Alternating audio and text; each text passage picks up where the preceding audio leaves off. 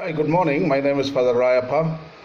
Today I'm going to discuss about the mangoes, which is called the king of the fruits.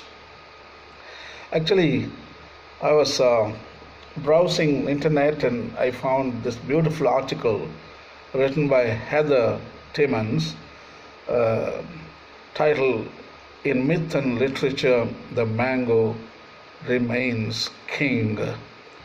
In New York Times paper on June the 4th, 2012. So the excerpts I'm going to read, they are from this article written by Heather Timmons. It's a beautiful article. I simply fell in love with the article, so I thought of sharing this beautiful piece of literature with you. For centuries, writers in South Asia have been inspired by the fruit, flower, and leaf of the mango tree. Penning celebrations of mango season, dissections of mango commerce, and a whole genre of fiction dubbed sari and mango novels. Mangoes are objects of envy, love, rivalry, as well as a new status symbol for India's new rich. Jim Yardley writes in the New York Times on Tuesday, blame for one, the Vedic Cupid known as Kamadeva, that is the goddess of love, or Kama. Kama shoots flower-tipped arrows at gods and humans alike, inspiring lust, love, and the rainbow in between. One of his 5 arrows holds a mango blossom, said to be a particular potent missile. So mango flower has power to create the ambient of love. A description of this potency can be found in the 4th century Sanskrit dramatist Kalidasa's play Shakuntala. It's the greatest novel written by Mahakavi Kalidas, Shakuntala. So in Shakuntala, there is a small piece of dialogue discussing about the mango flowers and the mango season between the bees.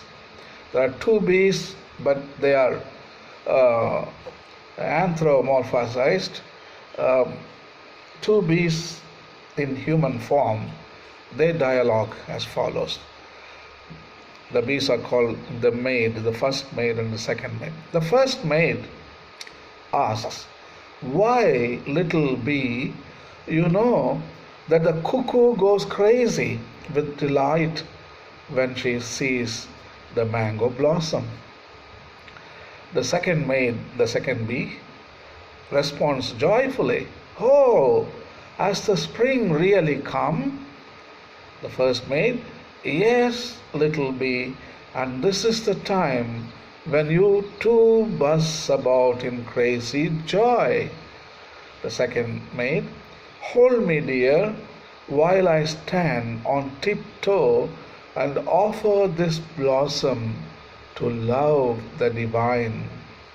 The first maid responds, if I do, you must give me half the reward of the offering.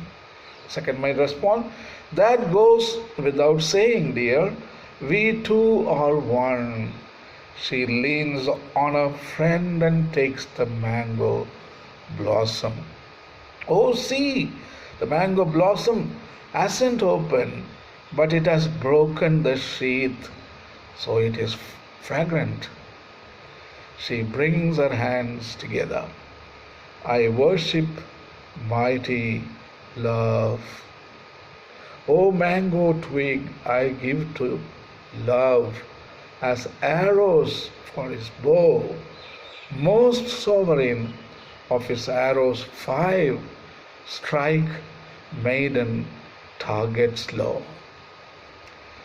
So this piece of literature from Shakuntala is strikingly beautiful on mango season and mango flowers and mango leaves and mango trees and everything. Such a beautifully Kalidasa has written. The mango finds a more exalted and frequent place in Hindu mythology that the apple does in Christianity, appearing as a knowledge-giving object of desire for Ganesh and his brother Muruga, and a symbol of fertility among other things. Ganesha is the older brother and Muruga is a younger brother of Shiva and Parvati. That's a small little story, the mango story, the mango discussion, and at last Ganesh as a way to get around and get the blessings, the boons from his own father and mother. I'm going to YouTube about that story later. In most recent literature, the mango's appearance and use as a literary device has been a bit less divinely inspired.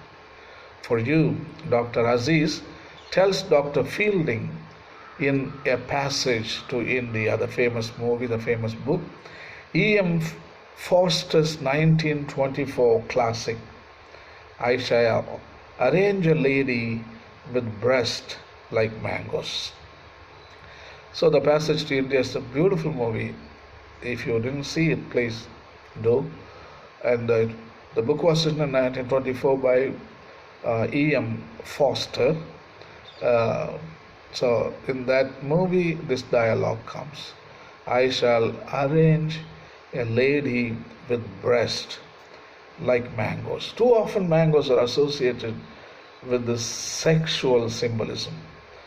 The opening of Arundhati Roy's The God of Small Things, for which she won the Pulitzer Prize, is ripe with portent and with mangoes. Arundhati Roy writes as follows: May in Ayamanam is a hot, brooding month. The days are long and humid.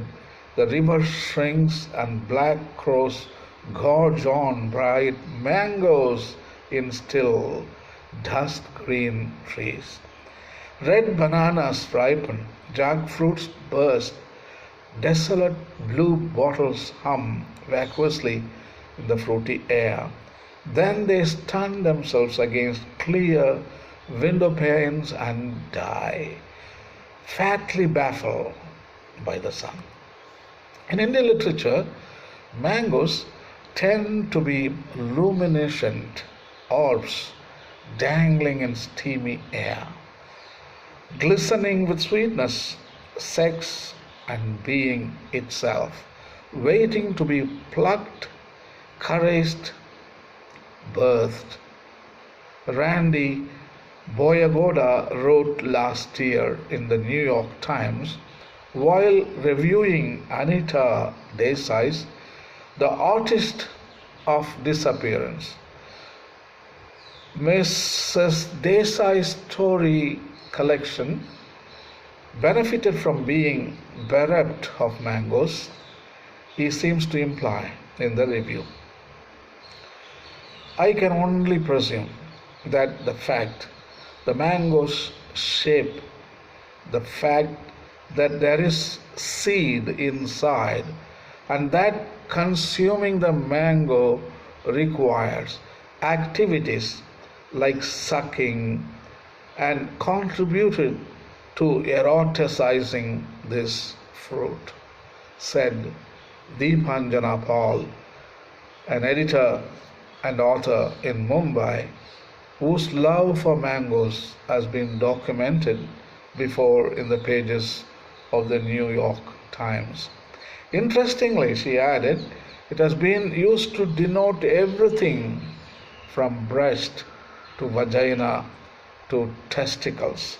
So, mango fruit and mango,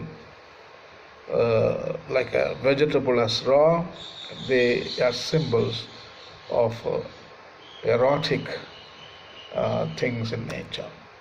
In 2010, the author Rana Dasgupta proclaimed the end of the sari and mango novel, saying Indian literature was branching out into darker, messier terrain.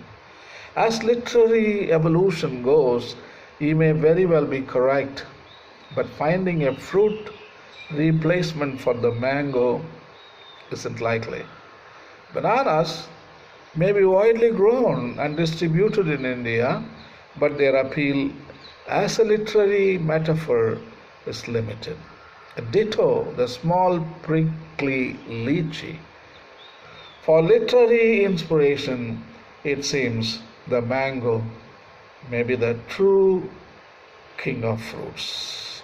Thanks for New York Times and thanks for Mrs. Timmons, and enjoy the mango season. Goodbye.